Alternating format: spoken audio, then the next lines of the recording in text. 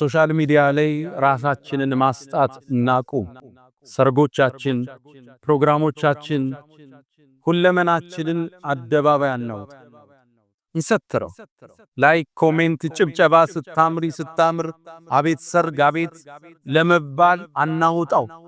ምን ወጣበት ግዴታ ካለ ዱዓ አርገን እንውጣ፣ ቁርአን ቀርተን እንውጣ፣ ዚክሩን ብለን እንውጣ።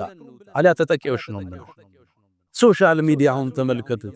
አብዛኛው ሰርግ መዝለቅ ያልቻለው የሶሻል ሚዲያ በሽታ ውጤት።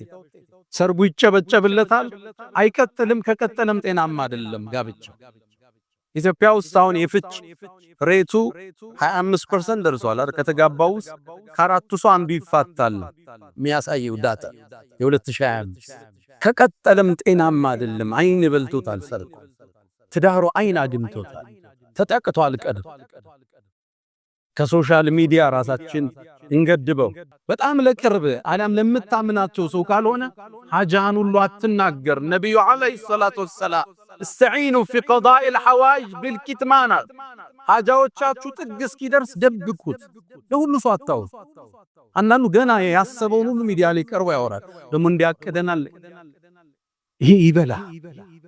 ሐጃዎቻችሁን እስክትቋጩ እፈኑት አሉ ነብዩ አለይሂ ሰላቱ ወሰላም። لأن كل ذي نعمة محسود ባለጸጋ ሁሉ ሐሲድ አያጣውምና።